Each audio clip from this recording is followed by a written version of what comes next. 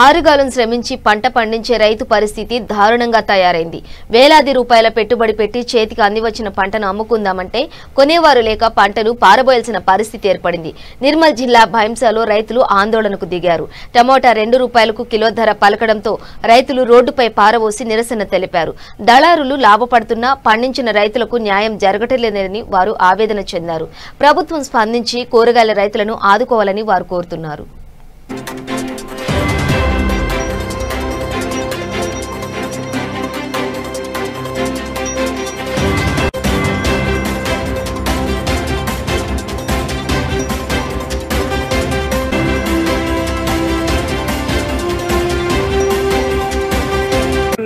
వచ్చిన ఈ టమాటా క్యారెట్ను 20 రూపాయలు అడగట్లేదు. నేను 20 రూపాయలు కిరాయి పెట్టి ఆటోతోని మార్కెట్కు తెచ్చిన 50 క్యారెట్లు తెచ్చిన, అడిగేటోళ్ళు లేరు.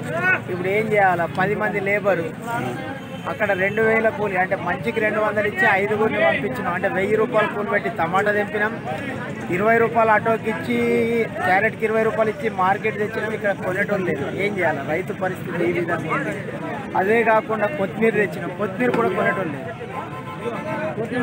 అసలు మార్కెట్లో తీసుకోవటం రైతు ఏ విధంగా బతకాలా, ఏం చేయాలా, ఏం అర్థం కాకొచ్చింది. పత్తి పోయిందని కూరగాయలు పెట్టాం, పత్తి తీసేసి ఈ కూరగాయలు కూడా కొనేటోళ్ళు. కూరగాయలు అమ్ముకోవడానికి మనకు మార్కెట్ వ్యవస్థ అనేది లేదు. ఈరోజు నిజామాబాద్ కానీ మహారాష్ట్రలో కానీ బీట్ మార్కెట్ ఉంది. మన పైసాలో బీట్ మార్కెట్ ఉంటే ఈరోజు రైతులు ఈ రోడ్డున పడేసే పరిస్థితి ఉండదు. ఈరోజు కూలీల ఖర్చు చూసుకుంటే 200 రూపాయలు. ఈరోజు టమాటా అమ్మటానికి వస్తే 20 రూపాయలు, 10 రూపాయలకు డబ్బా. ఒక క్యారెట్లో 25 కేజీల టమాటా ఉంటుంది. అందులో రైతుకు 2 రూపాయలకు కేజీ టమాటా కూడా పడతలేదు. ఈరోజు కూలీల ఖర్చులు అధికమయ్యాయి. మన మార్కెట్లో పైసా మార్కెట్లో ఒక బీట్ మార్కెట్ వ్యవస్థ ఉంటే ఈరోజు రైతులు ఇంత ఆవేదన చెందే వ్యవస్థ ఉండేది.